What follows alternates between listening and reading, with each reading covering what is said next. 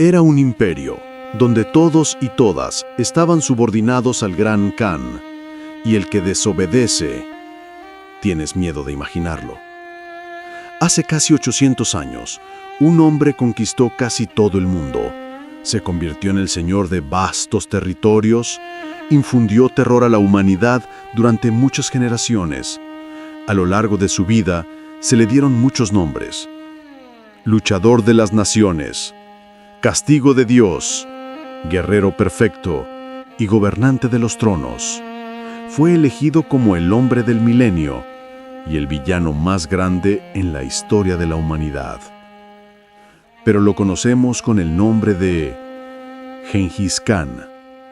Su influencia en el desarrollo de la civilización no puede exagerarse. El imperio de Gengis Khan en el periodo de su amanecer se extendía desde las fronteras del norte de Rusia hasta Vietnam y vivía en él aproximadamente el 25% de la población mundial. Trataremos de descubrir cómo este líder de una pequeña familia mongola de nómadas salvajes del borde de la tierra pudo crear un imperio tan enorme, el estado continental más grande de la historia. En el camino hacia la construcción de este imperio, derrotó a varios estados poderosos, con ejércitos fuertes y economías prósperas. Pero primero, tratemos de averiguar quiénes son los mongoles y qué lugar ocuparon en el mapa geográfico y político muy complejo de la Gran Estepa. ¿Qué es la Gran Estepa? Adivina cuánto tiempo le tomó a Gengis Khan. Se extiende por toda Eurasia. Mira el mapa. Desde el mar Adriático en Europa del Este hasta las costas del Pacífico. La longitud de la Gran Estepa, 10.000 kilómetros. Por supuesto que debido a las condiciones geográficas y climáticas, este territorio es heterogéneo. Su parte occidental es más baja y húmeda, afectada por ciclones atlánticos. La primavera y el verano son las condiciones ideales para la ganadería, pero en invierno hay heladas infernales, nieve, viento. Las personas que habitaban esta región llevaban un estilo de vida seminómada. En verano, migraban con el ganado a través de la estepa y en invierno se vieron obligados a construir viviendas. Otra cosa es la estepa oriental. Estaba detrás de las montañas de Altai. Aquí, la estepa es prácticamente sin nieve, lo que le da al ganado forraje durante todo el año. ¿Qué es importante para el nómada? Para que el ganado esté lleno todo el tiempo. Es aquí donde nacen las tribus nómadas, no atadas a la tierra y prácticamente inaccesibles a los ataques de los estados sedentarios vecinos. Los nómadas, como su nombre lo indica, no tienen un hogar permanente y no tienen apego a un lugar en particular. Son leales a su familia y al líder de esta familia, que era a la vez un jefe militar. Este líder debe ser valiente para poder luchar y debe ser un político fuerte que pueda unir a diferentes tribus. Fue en las estepas orientales al norte de China que se crearon los primeros estados nómadas. La potencia de los Yomnu, a partir de cuyo ataque el emperador chino Xin Huangdi construyó la Gran Muralla China. Y por supuesto, el Kaganato turco en el siglo VI, que ocupó un vasto territorio desde China hasta el Mar Negro. ¿Quiénes son los mongoles? Los chinos llamaron mongoles a un grupo de tribus del norte que vivían en la cuenca de 3 ríos, uno de los cuales era el Kerulén. La primera mención oficial de este nombre se produce en 1206, cuando se estableció la gran potencia de los mongoles, Eku Mongol Ulus, en Kurultai. En el siglo X, ocupan un pequeño territorio estepario en el actual norte de Mongolia y el sur de Transbaikalia. La mayoría de los mongoles son pastores nómadas. El nómada a través de la estepa, por motivos de seguridad, se llevó a cabo en tabernas formadas por 50 familias. Los campamentos eran pueblos fortificados de yurtas y carros que se encuentran en círculos. La vivienda principal del nómada es la yurta. Esta es una casa de barras de mimbre envuelta en fieltro. Es importante que la yurta sea plegable y se transporte en ruedas, lo que hace a los habitantes móviles. El principal amigo de los mongoles es el caballo. Los caballos eran de baja estatura, sin pretensiones, resistentes. Los mongoles comían carne de caballo, bebían kumis. Sin un caballo, un nómada es un hombre inferior. Incluso un mendigo mongol tenía al menos 2 caballos. También en la granja había vacas, cabras, camellos que daban lana para fieltro. La ganadería daba a los nómadas alimento proteico. Además, los nómadas cazaban. Un gran número de jinetes participan en la caza de redadas, y esta habilidad se usará más tarde en asuntos militares. Fue un buen entrenamiento para los warriors. El principal en la sociedad mongola era el género, una comunidad de parientes de sangre. Los mongoles concedieron gran importancia a su origen. Varios géneros podían formar una tribu, Ir. A la cabeza de la tribu estaba el líder elegido, Bagatur, de ahí la palabra héroe. Las tribus más poderosas fueron los Merkits, los Taijuts, los Kereits y los Naiman.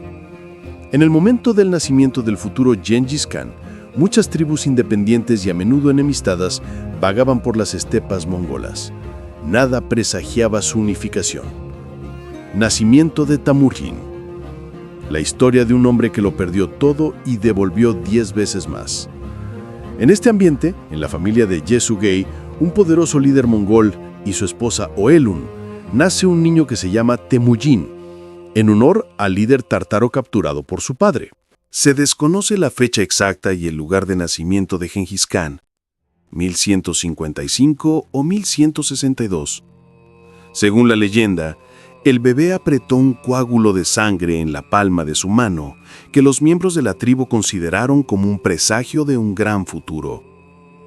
Poco se sabe sobre la infancia de Gengis Khan.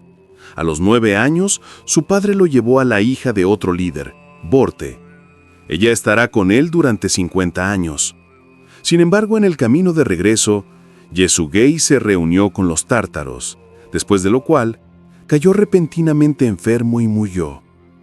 Todos pensaron que los tártaros lo habían envenenado. Gengis Khan siempre lo recordará. ¿Qué tienen en común las personas más exitosas del mundo? Casi todos fueron traicionados en su infancia. Temujin no fue la excepción. Después de la muerte de su padre, Temujin y su familia comienzan tiempos muy difíciles. Tuvieron que huir y llevan varios años viviendo una vida de mendicidad. Durante este periodo, se produce un drama familiar. Temujin, junto con su hermano, mata a otro medio hermano, Bekter, por quitarle el botín a los más jóvenes. Temujin fue arrestado, plantado en una almohadilla, pero logra escapar gracias a su propio ingenio y la ayuda de una familia local. Más tarde se lo agradecerá generosamente. Nunca olvidé a los enemigos ni a los que me ayudaron. Después de un tiempo, Temujin se casa con Bordo. De este matrimonio nacieron 4 hijos y 5 hijas. Solo ellos y sus descendientes heredaron el imperio de su padre.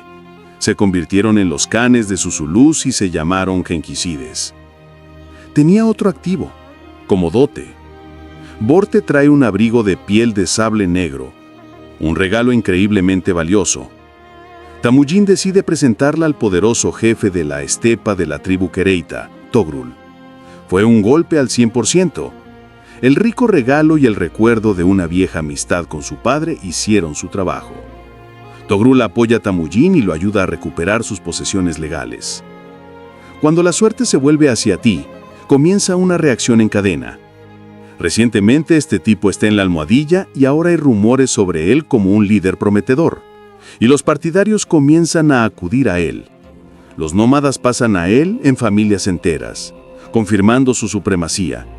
Prueba de fuego y creación de Ulus. La primera prueba del nuevo jefe es la lucha contra la tribu Merkit. En curso de un ataque inesperado ocurre otra historia legendaria. Al retirarse, Temujin huyendo deja a su esposa Borte. Los Merkits la capturan. A Bordo en cautiverio da a luz a un hijo mayor, Huchi. Se desconoce quién es su verdadero padre.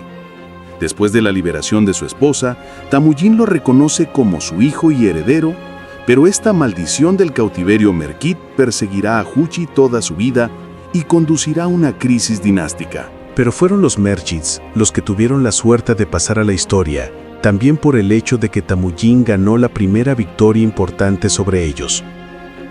Recordando el insulto infligido, decretó que ninguno de los Merkits quedara con vida. Esta es una vez más la característica del futuro Gran Khan. Destruyó despiadadamente a los enemigos que lo insultaron. Con el apoyo de tribus amigas, Temujin comienza a crear su Ulus. Todavía no es un estado, sino una unión de varias familias bajo una sola dirección, basada ya no en principios ancestrales, sino en la figura de un líder con poder incuestionable. Los guerreros obedecían personalmente a Temujin. En los mismos años, se forma un estilo de gestión. Temujin acerca a los mongoles talentosos pero desconocidos, Hueso Negro, distinguiendo lealtad, coraje y habilidades. De este miércoles saldrán los futuros perros de Gengis Khan, Gebe, Helme, Subedei. El rumor de la estepa y el deseo de estar bajo la protección de un líder fuerte causan una reacción en cadena. Para 1186, Temujin podría haber puesto 15.000 guerreros. Se convirtió en una fuerza real en la estepa. Rompió todas las reglas y ganó. Su Ulus se fortalece en las guerras locales. Las fuentes conservaron información incompleta, lo que sugiere que en algún momento Temujin incluso fue capturado por uno de los oponentes. En 1196, Temujin volvió a la actividad activa y junto con su aliado Togrul se puso del lado del imperio chino Jin en la guerra contra los tártaros. La administración Jin, para la victoria, nombra a Temujin como comisionado de fronteras y Togrul le otorga el título de Wang, príncipe. Para los nómadas, tal reconocimiento oficial por parte de la civilización avanzada era muy importante. A principios del siglo XIII, Temujin se convirtió en uno de los líderes más autorizados de la estepa mongola. Esta fue la lección más cara que ha enseñado a las estepas. Según los historiadores, este es uno de los primeros casos de genocidio confirmados históricamente. Para 1203, Temujin tenía dos rivales principales, su viejo amigo, ahora rival Yemuja, y su aliado Togrul. Unidos, disponen de un gran ejército. Al darse cuenta de esto, deciden atacar a Temujin. Fue ayudado por un simple manada que escuchó sus planes y alertó a Temujin. Logra escapar y salva la vida. Pasan 2 años y Temujin lucha con sus antiguos aliados.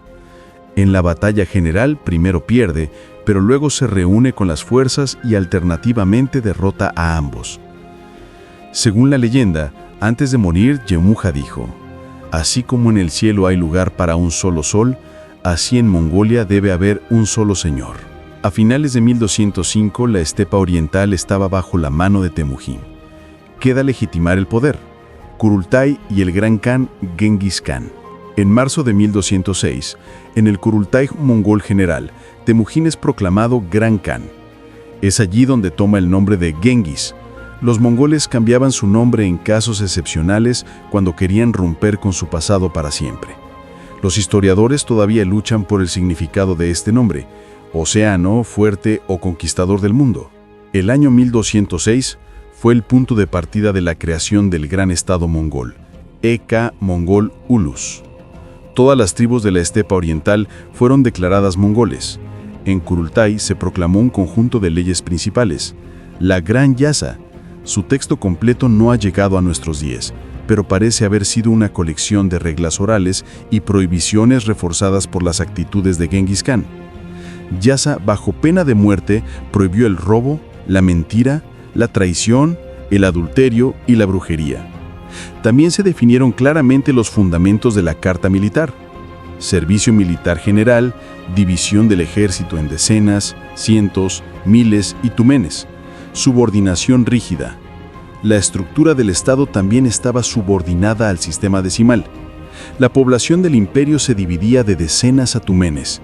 Por lo tanto, Gengis Khan finalmente destruye el sistema tribal y crea la institución del poder único. Gengis Khan creó un imperio y escribió una ley para él. Pero eso fue solo la base. El principal pilar de su poder era el ejército.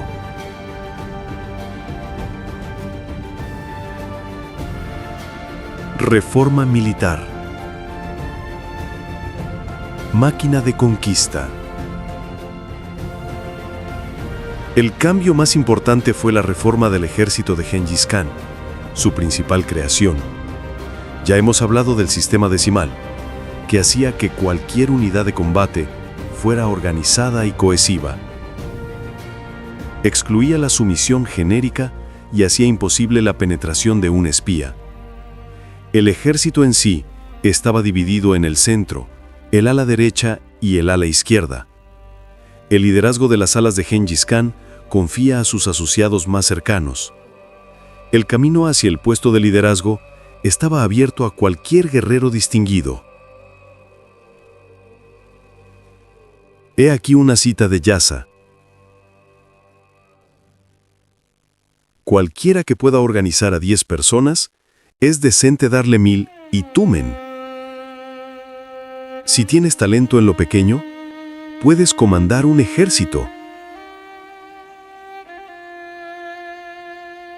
Gengis Khan introduce el principio más importante de comando que ha sobrevivido hasta nuestros días. En caso de muerte o lesión, el comandante toma su lugar de inmediato. El poder del comandante era absoluto. Por cualquier mala conducta, el guerrero esperaba un castigo severo. Esta disciplina de hierro evitó el pánico y dio a los mongoles una gran ventaja. El 95% de las personas no conocen este simple truco con caballos juguetones. En 1206, Gengis Khan tenía alrededor de 100.000 guerreros. Pero cada guerrero estaba acompañado de 2-4 caballos de repuesto. Desde el exterior, parecía una horda incalculable, millonaria. Además de los carros, el ganado es una gran masa que sorprendió y asustó a cualquier observador. Su objetivo inmediato es crear una potencia nómada, rica, protegida de sus vecinos. Por lo tanto, las primeras campañas tienen el carácter de incursiones con una rápida retirada a la estepa. Luego comienza la anexión de los pueblos siberianos del norte. Invasión de China. El primer desafío de la civilización. La invasión del norte de China, el país Tangut de Sisia, se levantó en el camino de Gengis Khan. Fue la primera campaña seria contra todo un estado con ciudades. Y aquí inmediatamente afecta la incapacidad de los mongoles para llevar a cabo guerras de asedio. Gengis Khan necesitó 2 campañas para inclinar a los tanguts a la sumisión. En la cola está el poderoso Imperio Jin. Es una potencia desarrollada con ciudades, un ejército regular de 700.000 hombres, fortalezas y puestos de vanguardia. Gengis Khan tiene solo 130.000 soldados. ¿Sabes por qué el 95% de las personas nunca logran sus objetivos? No saben prepararse. Gengis Khan lo sabía. Antes de la campaña, inundó el país con comerciantes, en realidad exploradores que, disfrazados de comerciantes, recopilaron información sobre las debilidades del enemigo. El imperio Jin estaba en declive a principios del siglo XIII. Los pueblos conquistados, en su composición, estaban descontentos, y el trono fue ocupado por un gobernante incompetente que perdió el mandato del cielo. En marzo de 1211, los nómadas invaden Jin, y al principio capturan fácilmente las ciudades. En agosto, Gengis Khan da un paso icónico. Cruza la Gran Muralla China. Las principales fuerzas de los Jin fueron derrotadas. Los mongoles llegaron a la capital, Songdu, que es actualmente Beijing. La capital no se toma. Los chinos compran un rico tributo y Gengis Khan regresa a la estepa. Esta primera caminata fue clave. Él entiende que las incursiones no son suficientes. Se necesita una guerra hasta el final victorioso.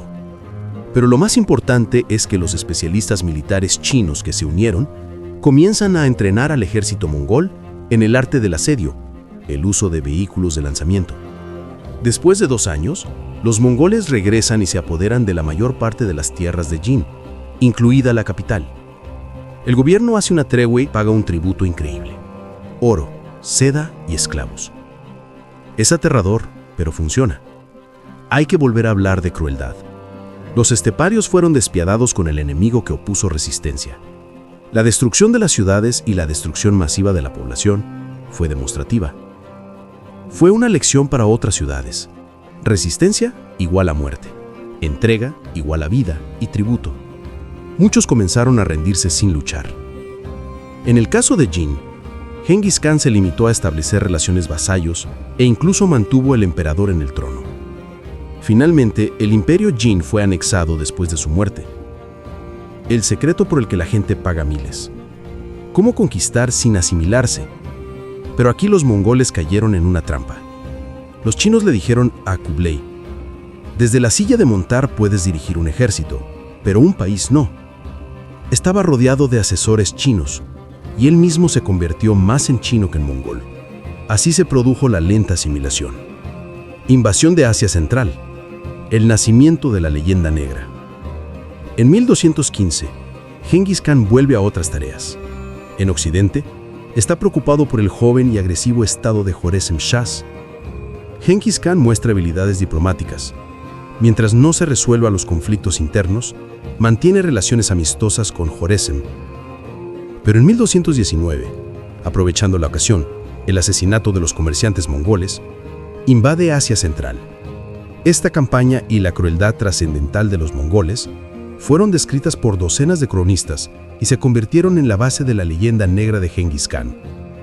Las atrocidades eran tan horribles que parecían inexplicables y contrarias a su pragmatismo temprano. Un cronista musulmán escribió: el evento más terrible y el mayor desastre. Se apresuraron a las ciudades, los capturaron y los devastaron. Destruyeron las ciudades, saqueando y matando a la mayoría de sus habitantes. Esto nunca se había conocido. Si la ciudad ofrecía una resistencia tenaz, los mongoles producían una masacre general. Los sobrevivientes fueron convertidos en esclavos.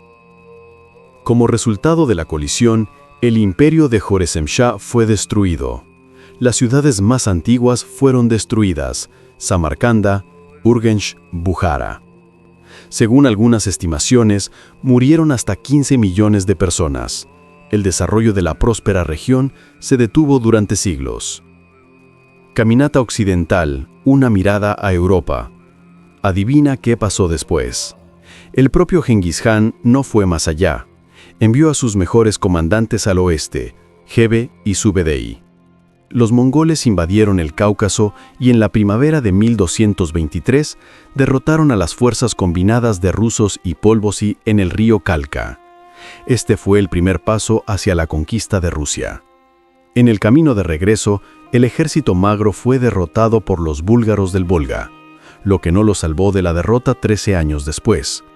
Esta campaña se considera una gran exploración que predeterminó una mayor expansión a Europa. Genghis Khan lleva a cabo su última campaña en su tierra natal, terminando finalmente con el estado Tangut de Shishia.